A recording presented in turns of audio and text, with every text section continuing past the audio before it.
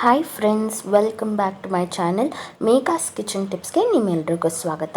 Friends, ಇವತ್ತು ನಾನು ಭೂಮಿಯ ಬೇವು ಅಂದರೆ ನೆಲದಲ್ಲೇ ಬೆಳೆಯುವ ಅತ್ಯಂತ ಕಹಿ ಇರುವ ಗಿಡ, ಇದಕ್ಕೆ ನೆಲಬೇವು ಅಂತ ಕರೀತಾರೆ, ಇಂಗ್ಲೀಷಲ್ಲಿ ಗ್ರೀನ್ ಚೆರಟ ಅಂತ ಕರೀತಾರೆ.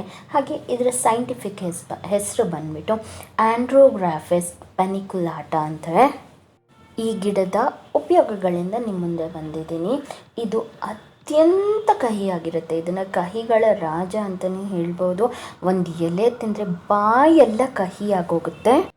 ನಮ್ಮ ಪೂರ್ವಜರು ಹೇಳ್ದಂಗೆ ಸಿಹಿ ಇರೋದು ದೇಹಕ್ಕೆ ಒಳ್ಳೆಯದಲ್ಲ, ಆದರೆ ಕಹಿ ಇರೋದು ಮಾತ್ರ ದೇಹಕ್ಕೆ ಅತ್ಯಂತ ಒಳ್ಳೆಯದು. ಹಾಗೆಯೇ ಈ ಗಿಡವು ಕೂಡ ಔಷಧಿಯ ಭಂಡಾರ. ಇದರ ಕಣದಲ್ಲೂ ಔಷಧಿಯ ಗುಣಗಳು ತುಂಬಿಕೊಂಡಿವೆ. ಇದು ಇನ್ಫೆಕ್ಷನ್ ಡಿಸೀಸ್ನ ಗುಣಪಡಿಸ್ಕೊಳ್ಳೋದಾಗಲಿ, ಫೀವರ್ ಆಗಿರ್ಬೋದು, ಎಲ್ಲ ಥರದ ಕಾಯಿಲೆಗೂ ಇದು ಒಳ್ಳೆ ಮನೆಮದ್ದು.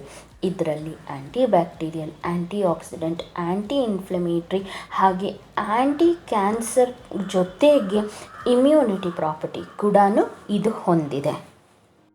ಈ ಗಿಡ ಸಿಗೋದು ಬಹಳ ಕಷ್ಟ, ಆದರೆ ಸಿಕ್ಕ ಕೂಡಲೇ ಯಾರ್ದಾದ್ರೂ ನಿಮ್ಮ ಫ್ರೆಂಡ್ಸ್ ಮನೇಲಿದ್ದರೆ ಮೊದಲು ತೊಗೊಂಡು ಬಂದು ನಿಮ್ಮ ಮನೆಯಲ್ಲಿ ಬೆಳೆಸಿ.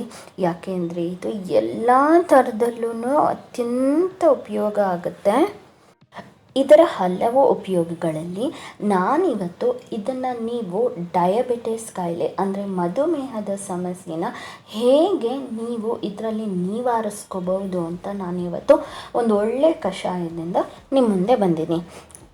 ನೋಡಲು ಈ ಎಲೆಗಳು ಹೀಗಿರುತ್ತವೆ, ಚಿಕ್ಕ ಚಿಕ್ಕ ಎಲೆಗಳು. ಹಾಗೆ ತುದಿಯಲ್ಲಿ ಪುಟಾಣಿದು ಬಿಳಿ ಮತ್ತು ಪಿಂಕ್ ಮಿಕ್ಸ್ ಇರೋ ಹೂಗಳಿರುತ್ತೆ. ಈ ರೀತಿಯಾಗಿ ಇದಕ್ಕೆ ಬಿಸಿಲು ಅತಿ ಹೆಚ್ಚು ಬೇಕು ಅಂತ ಏನಿಲ್ಲ, ಸ್ವಲ್ಪ ಬಿಸಿಲಲ್ಲಿ ಇದು ಆರಾಮಾಗಿ ಸೊಂಪಾಗಿ ಬೆಳೆಯುತ್ತೆ. ಇದ್ರದ್ದು ಅತಿ ಹೆಚ್ಚು ಎಲೆಗಳೇ ಬೇಡ.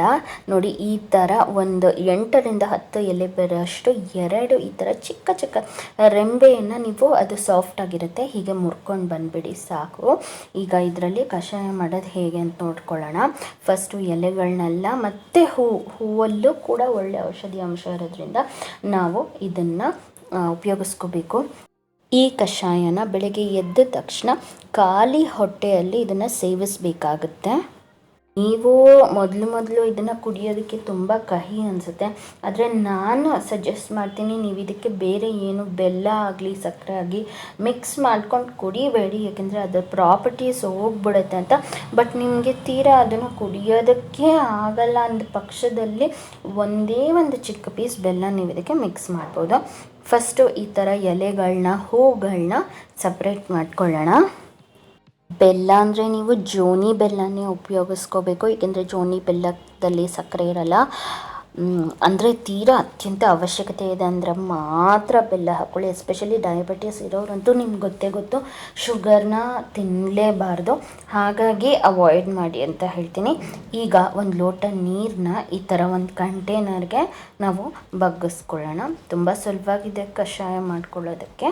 ಈ ಥರ ನೀರನ್ನ ಬಗ್ಗಿಸ್ಕೊಂಡಾದ್ಮೇಲೆ ನೀವೇನು ಬಿಡಿಸ್ಕೊಂಬಂದಿರ್ತೀರಲ್ಲ ಆ ಎಲೆಗಳನ್ನ ಇದಕ್ಕೆ ಹಾಕ್ಬಿಟ್ಟು ಚೆನ್ನಾಗಿ ಇದನ್ನು ಕುದಿಯೋಕೆ ಇಟ್ಕೊಳ್ಳೋಣ. ಒಂದು ಕುದಿ 1ರಿಂದ 3 ಕುದಿ ಬರಲಿ. 3 ಕುದಿ ಬಂದಾದಮೇಲೆ ನಾವು ಇದನ್ನು ಆಫ್ ಮಾಡಿಬಿಟ್ಟು ಮೇಲ್ಗಡೆ ಒಂದು ಪ್ಲೇಟ್ನ ಮುಚ್ಚಿಟ್ಬಿಡಬೇಕು. ಈಗ ಒಳ್ಳೆ ಕುದಿ ಬಂದಿದೆ. ಈಗ ನಾನು ತಟ್ಟೆನ ಮುಚ್ಚಿಟ್ಬಿಡ್ತೀನಿ.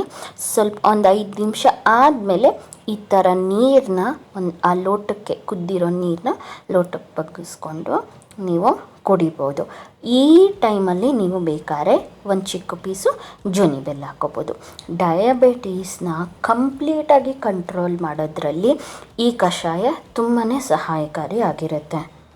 ನೀವು ಇದನ್ನು ಪ್ರಯತ್ನಿಸೋ ಜೊತೆಗೆ ನಿಮ್ಮ ಫ್ರೆಂಡ್ಸ್ಗೂ ಶೇರ್ ಮಾಡಿ. ಹಾಗೆ ಚಾನಲ್ಗೆ ಸಬ್ಸ್ಕ್ರೈಬ್ ಆಗಿಲ್ಲ ಅಂದರೆ ಈಗಲೇ ಸಬ್ಸ್ಕ್ರೈಬ್ ಆಗಿ ಲೈಕ್ ಮಾಡೋದನ್ನು ಮರಿಬೇಡಿ. ನೆಕ್ಸ್ಟ್ ಟೈಮ್ ಮೀಟ್ ಮಾಡ್ತೀನಿ.